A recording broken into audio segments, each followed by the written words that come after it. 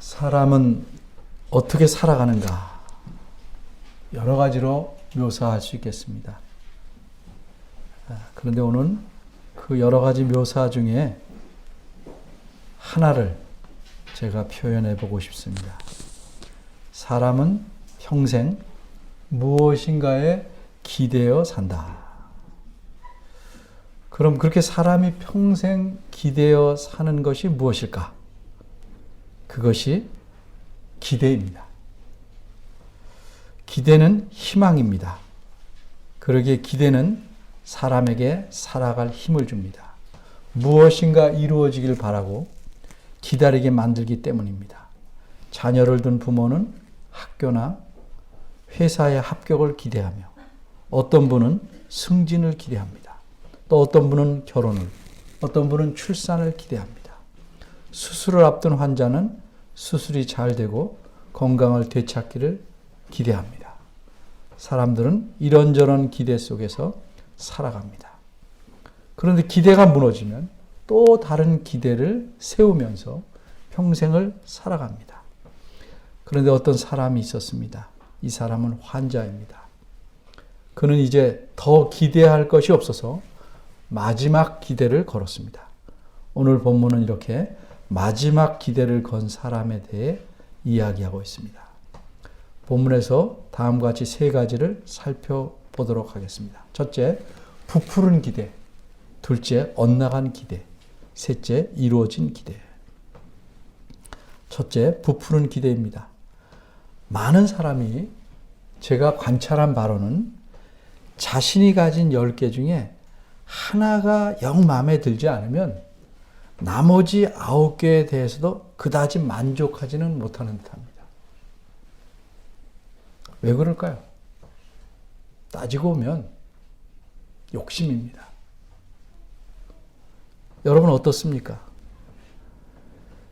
사실 어떤 사람이 10이면 10 다 만족할 만큼 완벽할 수 있겠습니까? 그런데 마음에 들지 않는 하나가 매우 심각한 문제라면 누구든지 참으로 고민할 수밖에 없습니다. 그런데 이 한 가지 심각한 문제 때문에 심하게 고민스러워하는 사람이 있었습니다. 그는 그 나라에서 매우 위대한 사람이었습니다. 그 나라에서 그를 알지 못한 사람이 없을 만큼 유명한 장군이었습니다. 그는 왕의 총애를 한 몸에 받았고 왕 이외의 모든 사람이 그의 발 아래에 있다고 할 만큼 높은 지위에 있었습니다. 그는 또 나라의 모든 일들을 해결할 능력이 있는 실력자였습니다. 그는 자기 나라를 멸망의 위기에서 건져낸 적도 있었습니다. 그래서 그 나라에서 그는 정말 존귀한 인물이었습니다. 그런데 이러한 영웅에게도 결코 해결하거나 이길 수 없는 적이 있었습니다. 왕의 권세로도 군대의 힘으로도 물리치거나 누를 수 없는 강적입니다. 그것은 그의 몸에 있는 병입니다. 그는 문둥병자였습니다. 자기의 권세와 힘과 재물을 가지고 이 문둥병을 고치려고 무진 애를 썼습니다. 그런데 모든 것이 허사였습니다. 이러던 그에게 희망의 소식이 들렸습니다. 이것은 그가 걸 수 있는 마지막 기대였습니다.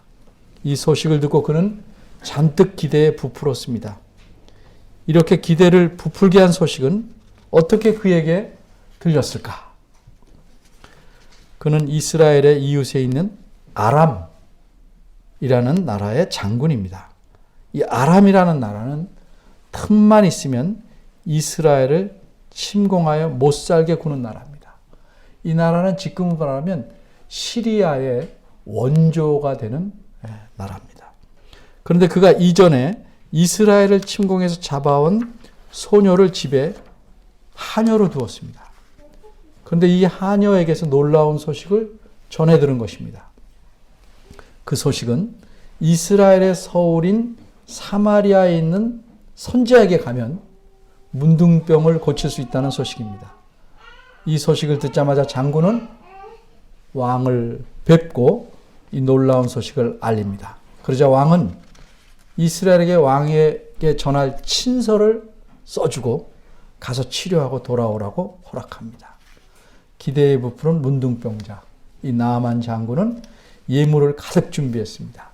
오늘 본문 5절을 보면 그가 준비한 예물은 은 10달란트, 약 340kg, 한 돈짜리 은반지를 10만 명 정도에게 줄 수 있는 분량입니다. 또 금 6,000개, 약 90kg, 한 돈짜리 금반지를 2만 명이 훨씬 넘는 사람에게 줄 수 있는 분량입니다. 그리고 비싸고 좋은 의복 10벌을 준비합니다. 이 엄청난 예물의 양을 보니 그가 병이 낫기를 얼마나 간절히 원하고 있는가를 우리는 넉넉히 짐작할 수 있습니다. 이렇게 많은 예물을 가지고 또 그 한 나라의 최고의 장군이니까 그 행차에 걸맞게 말들과 병거들과 많은 시종들을 거느리고 이스라엘에 왔습니다. 그가 이스라엘에 도착해서 왕에게 아람 왕의 친서를 전달합니다. 친서의 내용은 한마디로 내가 보낸 이 나아만 장군의 문둥병을 고쳐달라 하는 겁니다. 그런데 이스라엘 왕이 이 친서를 읽고 어떤 생각을 하겠습니까? 여러분이 왕이라면 어떻게 생각하겠습니까? 왕이 볼 때 이것은 청탁이 아닙니다. 강한 자가 약한 자를 윽박지르는 강압적인 요구입니다. 이 요구를 그대로 들어줄 수만 있다면 얼마나 좋겠습니까? 근데 아람에서도 고칠 수 없는 문둥병을 무슨 수로 이스라엘에서 고칠 수가 있겠습니까? 그러기에 이스라엘 왕은 약자가 당하는 서러움, 모멸감 이런 걸 느끼고 또 고칠 수 없으면 그 후에 있게 될 결과 등을 생각하니까 분하고 원통하고 속상해서 자신의 옷을 찢습니다. 그래서 왕은 신하들에게 이렇게 말합니다. 내가 어찌 하나님을 간데 능히 사람을 죽이며 살릴 수 있으랴. 저가 어찌하여 사람을 내게 보내어 그 문둥병을 고치라 하느냐. 너희는 깊이 생각하고 저 아람 왕이 틈을 타서 나로 더불어 시비하려 하는 줄을 알아라. 이렇게 말해서 아람 왕의 요구 뒤에 숨은 의도가 있음을 알립니다. 그런데 이렇게 왕이 자신의 옷을 찢었다는 소식이 하나님의 사람 엘리사 선지자의 귀에 들어갔습니다. 그래서 선지자는 왕에게 그 사람을 내게로 오게 하소서 하는 전가를 보냅니다. 그래서 드디어 나아만 장군은 자기 집의 하녀가 말한 그 선지자를 만날 수 있게 됩니다. 그의 기대가 마침내 이루어질 수 있게 되었습니다. 이제 나아만은 선지자에게 나아가기만 하면 됩니다. 그는 선지자를 만나게 될 일을 미리 생각해 봅니다. 나아만은 자신이 선지자를 만나게 되면 선지자가 어떻게 할 것이다 예상하며 기대에 부풀었습니다. 내가 도착하면 선지자는 나를 정중하게 맞으러 올 것이다. 그리고 선지자는 자기 하나님의 이름을 부르고 어떤 의식을 행할 것이다. 그리고 선지자는 내 아픈 곳을 향해 손을 흔들어서 이 일종의 의식인데 낫게 할 것이다. 그러면 내 문둥병이 치료되어 깨끗해지겠다. 이렇게 나아만 장군은 생각하며 기대에 잔뜩 부풀었습니다. 그러나 그렇게 됐습니까? 둘째, 어긋난 기대. 선지자의 집 앞에 도착하자 이 나아만의 기대는 완전히 어긋났습니다. 선지자는 얼굴도 내밀지 않았습니다. 나아만이 더욱 열을 받은 이유는 전에 들은 말 때문입니다. 그 말이 무엇이냐? 너는 가서 요단강의 몸을 7번 씻으라. 이 말입니다. 아람의 대장군으로서 이렇게 무례하게 대접을 받았으니 화가 솟구치지 않을 수 없습니다. 요단강에 가서 몸을 씻으라는 명령은 나아만으로서는 도무지 이해할 수 없는 비상식적인 말입니다. 문둥병이 몸을 씻어서 깨끗이 되는 것이라면 차라리 요단강보다는 자기 나라에 있는 강들이 훨씬 나을 것 같았기 때문입니다. 그렇다면 힘들게 이곳까지 올 필요도 없었습니다. 그러기에 이 선지자가 자기한테 행한 이런 처사는 아람의 장군인 자신을 철저히 조롱하는 것이다. 이렇게 생각할 수밖에 없었습니다. 그래서 그는 몹시 화가 났고 분했습니다. 이 사실을 가리켜 11절 앞에서는 나아만이 노하여 물러가며 이렇게 표현했고 12절 끝에서는 몸을 돌이켜 분한 모양으로 떠나니 라고 표현했습니다. 그러니까 11절과 12절은 선지자의 말을 전해 들은 나아만의 반응을 기록한 부분입니다. 이 부분에 반응을 기록한 부분의 앞뒤가 이러하니까 여기서 그가 한 말들은 모두 어떤 마음으로 얘기한 거예요? 참는 마음이 아니고 노발대발해서 퍼부은 말입니다. 그는 정말로 화가 머리끝까지 치밀었고 치를 떨 만큼 진노했습니다. 그의 마지막 걸었던 기대가 어긋나서 산산이 부서졌습니다. 그런데 높은 지위에 있는 사람이라고 해서 반드시 다른 사람보다 훨씬 더 지혜롭거나 낮은 지위에 있는 사람이라고 해서 언제나 아둔한 법은 없습니다. 나아만 장군의 부하들이 지혜로운 충고를 합니다. 그들은 나아만에게 문둥병을 고치시려면 더 어렵고 힘든 일도 하라고 하면 할 텐데 공연히 자존심 내세요. 이거 쉬운 일조차 하지 않는 것은 슬기롭지 못하지 않습니까? 이렇게 충고합니다. 그러자 나아만은 부하들의 충고에 따라 선지자의 말씀대로 요단강에 들어가 목욕을 합니다. 과연 어떻게 됐습니까? 문둥병이 다 깨끗하게 나왔습니다. 이것이 14절까지의 내용입니다. 셋째, 이루어진 기대.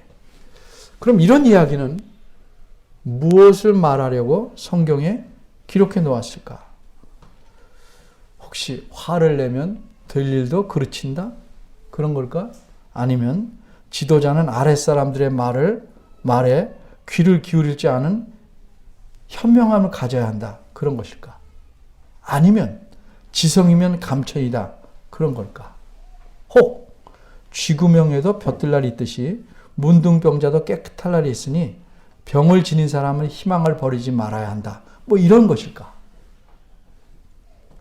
이런 식으로 성경 말씀을 이해하려는 것은 마치 사람을 인격적으로 대하지 않고 그 사람의 이용 가치를 따져서 물건처럼 대하는 것과 마찬가지입니다. 하나님 말씀은 기본적으로 우리에게 어떤 도덕적이나 윤리적인 교훈이나 지침을 주어서 우리가 인생을 살아가는데 조금이라도 보탬이 되도록 하려고 기록된 것이 아닙니다. 성경은 한마디로 우리가 섬기는 하나님이 누구시며 어떤 분이신지를 알려주는 하나님 자신의 말씀입니다.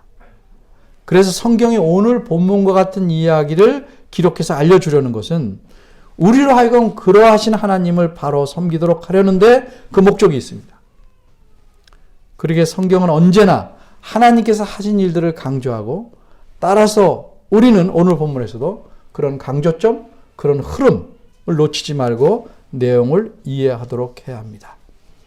그럼 이러한 성경의 흐름을 쫓아서 본문의 내용을 좀 굵게 되짚어 보겠습니다. 본문 1절은 나아만이 크고 존귀하게 된 이유를 이렇게 말합니다. 왜 그렇게 됐다고 말합니까? 이는 여호와께서 전에 저로 아람을 구원하게 하셨습니다. 사람들은 나아만이 그 나라를 구원한 것은 그의 탁월한 능력 때문이라고 평가했을 것입니다. 그런데 성경은 그렇게 기록하고 있지 않습니다. 그것은 하나님께서 하신 일이라고 말씀합니다. 그런데 이 사람 나아만이 심각한 문제가 있었습니다. 그 문제점은 이겁니다. 저는 큰 용사지만 문둥병자였더라. 여기서 우리는 본문의 흐름이 어떻게 나아갈지 알게 됩니다. 어떻게 이 문둥병자가 고침을 받게 되는가 하는 방향으로 전개될 것이다를 짐작할 수 있죠. 그리고 3절에는 어떤 이름 모를 소녀가 등장합니다. 이스라엘에 있는 선지자는 문둥병을 고칠 수 있다는 것이 이 소녀가 전해준 정보였습니다. 그래서 장군은 모든 것을 준비해서 이스라엘 왕 앞에 나아갑니다. 아람의 장군을 맞이한 이스라엘 왕의 심정은 어떠했습니까? 아까 말한 것처럼 문둥병을 고치는 것은 죽은 사람을 살려내는 일과 같이 도저히 불가능한 일입니다. 그러기에 그것은 인간의 힘으로는 도무지 어찌할 수 없는 것이 오직 하나님이 하실 수 있는 일이다. 이렇게 왕이 말합니다. 그래서 왕은 자기 옷을 찢으며 이렇게 절규합니다. 내가 어찌 하나님인데 이관데 능히 사람을 죽이며 살릴 수 있겠는가? 이런 왕의 말에서 우리는 문둥병에 대한 왕의 생각을 알 수 있습니다. 왕은 하나님만이 문둥병을 고칠 수 있다. 문둥병을 고치는 것은 사람을 죽이고 살리는 것 같은 불가능한 일이다. 사람으로서는. 8절입니다. 드디어 나아만은 선지자를 만날 수 있는 시점에 이르렀습니다. 엘리사는 아람 장군을 자기에게로 오게 하라는 전가를 왕에게 보냈기 때문입니다. 선지자는 왜 이런 나아만을 자기에게로 오라고 했을까? 8절 끝부분이 그렇게 한 이유 혹은 목적을 말해줍니다. 뭐라고 말했습니까? 저가 나아만이 이스라엘 중에 선지자가 있는 줄을 알리이다. 그렇다면 오늘 본문의 기록 목적을 알려면 이 말씀이 무슨 의미인지 먼저 생각해 봐야 됩니다. 이스라엘 중에 선지자가 있는 줄을 알 것이다. 오면. 그럼 이 말씀은 첫째, 이스라엘 안에도 선지자가 있다 하는 그런 단순한 뜻일까? 아닙니다. 왜? 나아만은 이스라엘 선지자가 있다는 사실을 알고 왔어요. 그러니까 이런 뜻은 아닙니다. 그럼 둘째, 엘리사 자기만이 진짜 선지자임을 드러내겠다는 뜻일까? 이것도 아닙니다. 사실 나아만은 이방, 우상을 섬기던 종교에서는 행사가 자기 앞에서 벌어질 걸 기대했습니다. 막 예식을 하고 뭐 상처에 손을 대고 막 이렇게. 근데 그런 행사는 한마디로 어떤 행사입니까? 신이 신접한 자를 사용한 것이 아니고 반대로 우상에서는 신접한 자가 자기 신을 부리는 겁니다. 우리나라 무당의 예를 들면 무당이 자기 필요한 대로 조상 귀신들을 불러내서 사용합니다. 무슨 최영 장군 귀신 나와라 뭐 이러고 옛날에 무당 그 굿하는 걸 보니까 뭐 아무나 불러내요. 그렇게 필요한 귀신을. 신접한 자가 신을 자기 목적에 맞게 불러다가 사용하는 것입니다. 이렇게 하는 거니까 이런 행사에서는 누구의 능력이 돋보이냐면 신접한 자의 능력이 돋보이는 거예요. 귀신을 불러낼 수 있으니까. 그런데 이 하나님의 선지자는 그런 일을 하기는커녕 얼굴도 보이지 않았습니다. 게다가 나아만이 기대했던 치료를 위한 종교의식도 전혀 행하지 않았습니다. 바꿔 말하자면 엘리사는 자기의 능력을 하나도 보이지 않았습니다. 오히려 엘리사 선지자는 그런 과시하는 일에는 관심이 없었습니다. 또 전할 말조차 심부름꾼을 통해서 보냈습니다. 이렇게 해서 선지자 자신은 결코 나아만 앞에 나서지 않았습니다. 이런 사실을 보니 우리는 선지자가 이스라엘에 있는 줄을 하겠다는 말은 엘리사 자신이 나만 진짜 선지자다, 능력이 있는 그걸 드러내겠다는 것이 아니라는 사실을 알 수 있습니다. 그 다음에 14절에는 어떻게 해서 문둥병이 깨끗해졌는지를 설명합니다. 이 구절은 나아만이 하나님의 사람의 말씀대로 행함으로 깨끗해졌다 하는 사실을 강조합니다. 이 14절에서 선지자를 가리켜 하나님의 사람이라는 명칭을 일부러 사용하고 있습니다. 다시 말하면 선지자는 하나님 말씀대로 움직이는 사람이라는 뜻입니다. 자기 느낌이나 자기 판단이 아니고 하나님의 말씀대로 움직이는 사람이다. 따라서 선지자가 전한 말씀은 그 개인의 의견이 아니라 하나님 자신의 말씀입니다. 하나님에게서 받은 말씀입니다. 그런데 이렇게 하나님의 사람의 말씀대로 행하니까 낫게 되었다는 말씀은 문둥병이 나은 것은 요단강 물의 효력 때문이 아니고 또 선지자의 능력 때문이 아니라는 점을 분명히 말해주는 겁니다. 바꿔 말하면 문둥병이 나을 수 있던 것은 오직 이 선지자를 통해 전달된 하나님 자신의 말씀 때문에 나을 수 있었다 하는 사실을 보여줍니다. 따라서 이 모든 사실을 종합해 볼 때 8절 뒷부분에 나온 이스라엘의 선지자가 있음을 알게 하겠다라는 의미는 선지자 자신은 나타나지도 않고 오직 하나님께 받은 말씀만 전함으로써 하나님만이 드러나게 하겠다 하는 뜻으로 이해해야 마땅합니다. 바꿔 말하자면 선지자는 아무것도 아니고 오히려 오로지 그가 섬기는 이스라엘 하나님 여호와만이 과연 어떤 분이신지를 드러내겠다 하는 의미로 이해해야 맞는 것입니다. 그럼 이렇게 이렇게 행한 엘리사 선지자의 의도가 성공했습니까? 일단은 성공하지 못한 것 같습니다. 왜냐하면 그것에 왔던 나아만은 엘리사도 못 보고 전갈만 전해 듣고 잔뜩 화를 내고 후퇴해 버렸습니다. 그러나 후에 나아만은 자기 부하들의 충고에 따라 하나님 말씀대로 행함으로 문둥병을 고쳤습니다. 이런 일련의 상황을 다 겪은 나아만은 무엇을 깨달았을까? 15절이 이렇게 말씀합니다. 나아만이 모든 종자와 시종들과 함께 하나님의 사람에게로 돌아와서 그 앞에 서서 가로되, 이제 만났죠. 내가 이제 이스라엘 외에는 온 천하에 신이 없는 줄 알겠습니다. 이렇게 말합니다. 천하의 모든 사람들이 나름대로 자기들의 신을 섬기며 경배합니다. 그런데 그것들은 모두 사실은 신이 아닙니다. 그것들은 거짓 그 자체입니다. 바로 이런 사실을 나아만은 깨달았습니다. 사람들은 스스로 나무나 돌을 깎아서 형상을 만들어 세워놓고 그것을 신이라고 섬깁니다. 그러기에 그런 신들은 사실 제 아무리 위풍당당한 모양으로 만들었다 할지라도 인간의 조각품입니다. 또 나아만의 말에서 나아만이 깨달은 것이 무엇인지 우리가 볼 수 있습니다. 그것은 이스라엘 신 여호와 하나님만이 참신이고 유일한 신이다 하는 사실입니다. 물론 나아만이 전에도 11절에 있는 바대로 그 하나님 여호와의 이름을 부르고 고칠까 하였도다 이렇게 생각한 걸 봐서 이스라엘의 신의 이름이 여호와라 하는 것 정도는 알고 있었어요. 그런데 그가 이제 비로소 이름만이 아니고 여호와 하나님을 아는 참된 신앙에 초기적인 거지만 이르게 됩니다. 그것이 어떻게 가능했습니까? 그가 똑똑해서 가능했습니까? 아닙니다. 하나님의 말씀대로 행했기 때문에. 따라서 본문에서 드러내고자 하는 핵심은 무엇입니까? 우선 나아만이 15절에서 고백한 내용이 중요합니다. 그는 이렇게 고백했죠. 이스라엘 하나님 여호와만이 참 하나님이시다. 다른 신들은 나아만의 병을 고칠 수 없었습니다. 다른 신들은 능히 사람을 죽이거나 살릴 수 없었습니다. 다른 신들은 나라를 멸망시키거나 멸망해서 건져낼 수 없습니다. 오직 하나님만이 그렇게 하실 수 있습니다. 그러기에 여호와 하나님만이 참 하나님이십니다. 그렇게 깨달은 나아만은 이제 자신이 품었던 기대를 이루고 기쁘고 감사한 마음으로 자기 나라로 돌아갔습니다. 그런데 이것이 본문에서 말하고자 하는 핵심의 전부일까? 아닙니다.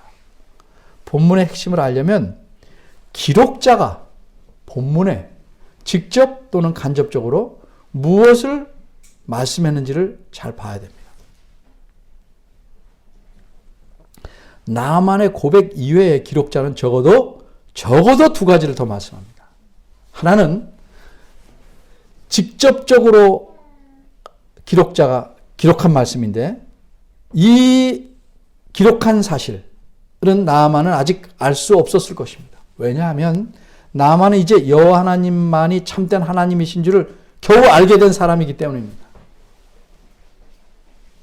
근데 이 성경은 나아만을 위해서 기록한 게 아니고 성경을 읽는 사람을 위해서 기록한 겁니다.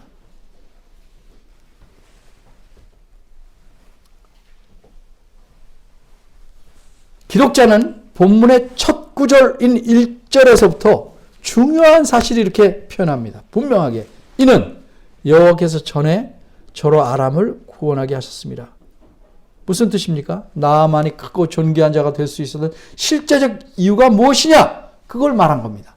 나아만 자신의 능력이 아니라 여호와 하나님에게 있었다는 의미입니다. 이처럼 하나님은 자기 백성 이스라엘만을 다스리고 주관하신 분이 아니라는 사실을 말합니다. 이스라엘 백성은 늘 그렇게 생각해왔어요. 우리만 다스리고 주관하시고 우리에게만 잘해주시고.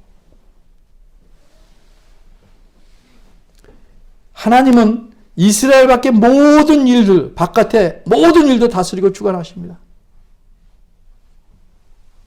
그래서 이 사실을 깨달은 시편의 시인은 시편 24편 1절에서 이렇게 찬송합니다. 땅과 거기 충만한 것과 세계와 그 중에 거하는 자들이 다 여호와의 것이다. 여호와 하나님 자신께서도 이스라엘 백성이 이렇게 말했습니다.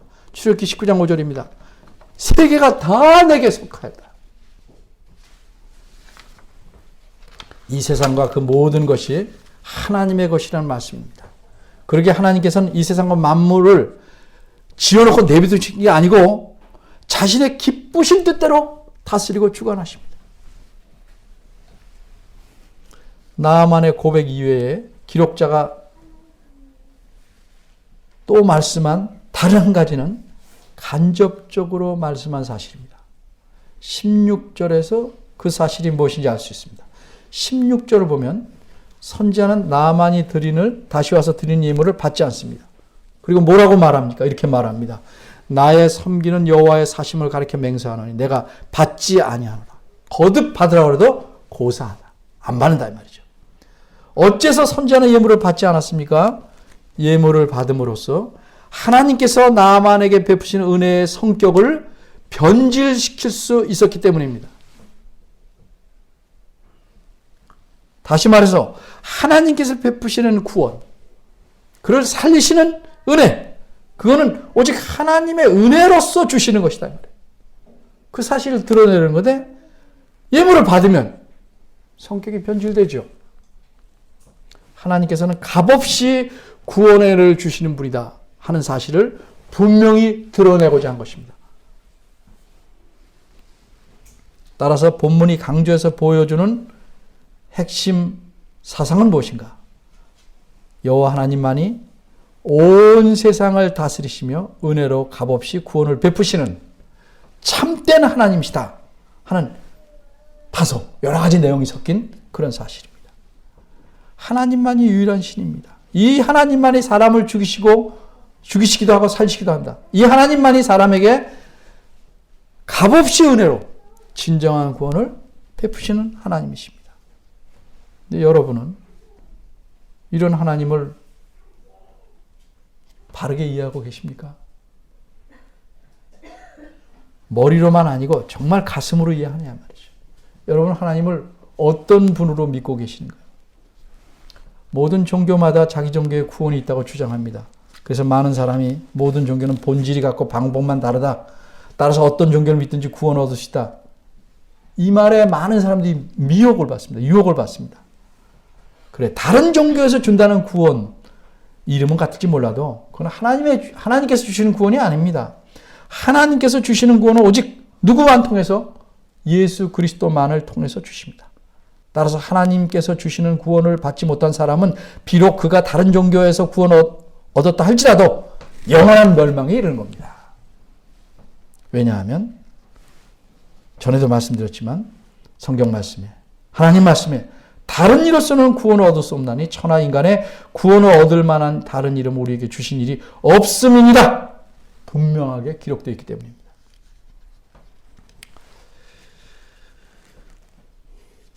여러분 정말로 나만의 문둥병을 고쳐주신 여호와 하나님만이 참되고 유일하신 신이라 이렇게 마음으로 고백하십니까? 그럼 그런 진정한 고백에는 걸맞은 행위가 따르기 마련입니다. 특히 하나님에 대한 신앙 고백에는 반드시 그럴 수밖에 없습니다.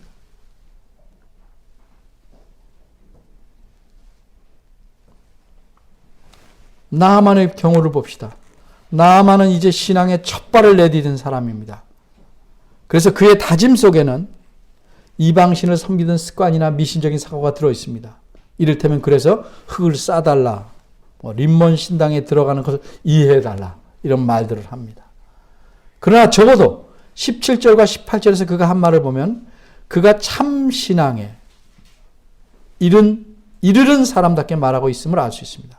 오직 나는 여호와께만 제사를 드리겠다. 그리고 그분만을 섬기겠다. 그의 다짐입니다. 그분만이 참 신임을 알기에 어쩔 수 없이 자기의 인간적인 주인, 왕이 림몬 신당에 들어가 몸을 굽히는 일에 동참할 수밖에 없지만 그것이 잘못된 이름을 분명히 알았습니다. 그래서 용서를 구하기까지 합니다. 신앙을 가졌다면 그 신앙에 반하는 일에 대해서 심한 가책 정도는 느껴야 신앙의 본질에 이른 겁니다.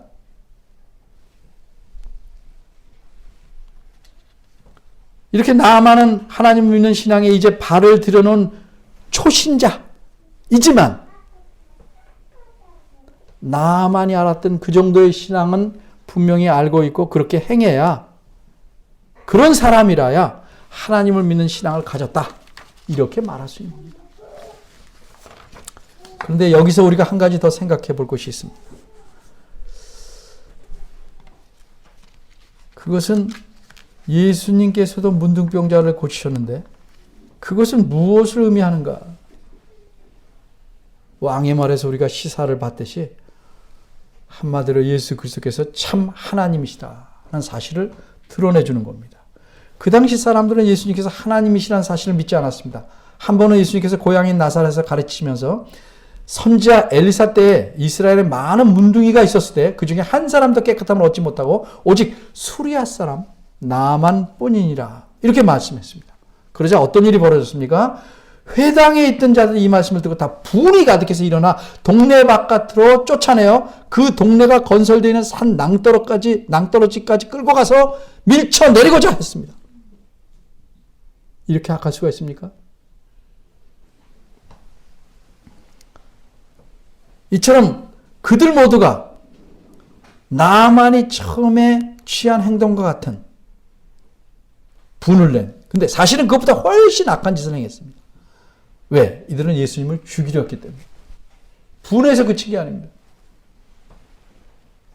이처럼 하나님을 믿는다고 자처하는 유대인들, 예수님의 고향 사람들은 사실은 하나님을 알지 못하는, 고침받기 이전의 나만 같은 사람들입니다. 그들은 마음과 영혼이 문둥이입니다. 그들은 예수님께서 참 하나님이심을 받아들이지 못했습니다. 그런데 문둥병에 걸린 사람뿐만 아니라 영원히 죽을 병에 걸린 자들을 고치시고 사망에서 구원하시는 분은 예수 그리스도뿐입니다.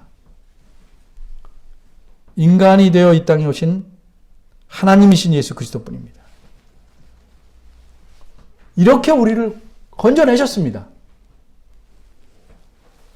그래서 우리 그리스도인들은 누구나 우리에게 구원을 가져다 주신 예수 그리스도를 참 하나님으로 경배합니다. 그리고 그리스도를 보내신 성부 하나님과 성령 하나님도 참 하나님으로 섬기며 예배합니다. 이것이 그리스도인의 기본적이고 근본적인 도리입니다. 그래서 우리는 다른 신을 섬기는 사람과 함께 예배할 수 없습니다. 뭐 여러 가지 이름으로 예배하죠. 뭐 계엄 예배, 무슨 예배. 그럴듯한 이름을 붙이는데 참 하나님이신 예수 그리스도를 예배하는 것이 아닌 다른 목적을 가진 예배에는 결코 참석해서도 안 됩니다. 우리 교회 왜 계엄 예배 이런 거 없는지 아십니까? 예배가 아닙니다.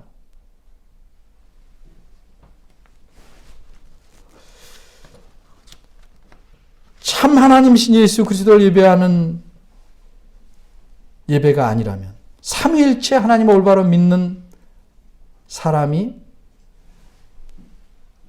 참석해서는 안 됩니다. 그럼 물어봅시다. 오늘 여러분은 누구를 예배하러 이곳에 오셨습니까? 그냥 막연하게 전능하시다는 분에게 복받기 위해서 왔습니까? 그냥 내가 갖고 있는 기대와 소원이 이루어지길 바라서 온 겁니까? 그 정도 수준이라면 그냥 우상에게 온 것 같습니다. 하나님은 우상처럼 여기는 겁니다.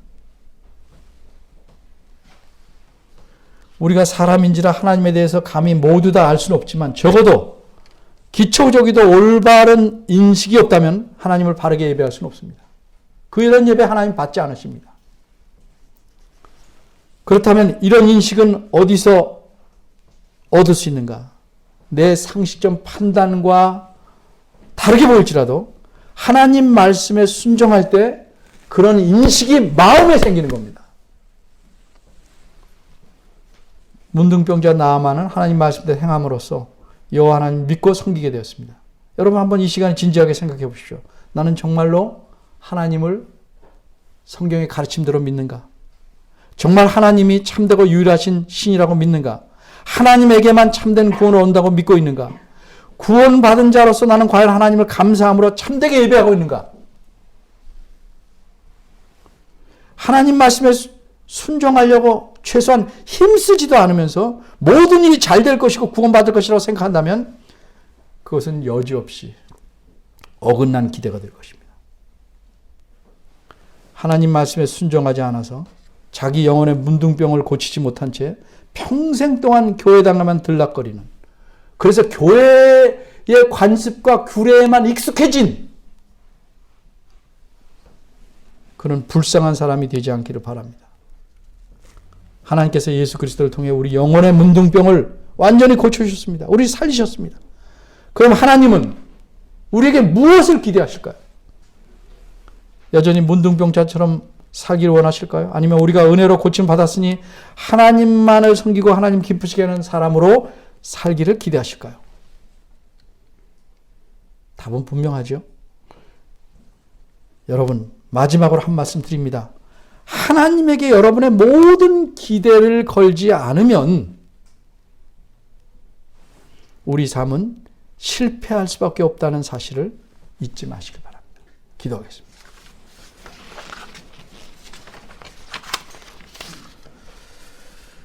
은혜로우신 하나님, 하나님께서 자신의 뜻을 성경에 기록하게 하시고 이것을 통해서 하나님을 알게 하심을 감사합니다. 그래서 하나님을 잘못 알거나 우상처럼 섬기지 않게 도우시고 가르쳐 주심을 감사합니다.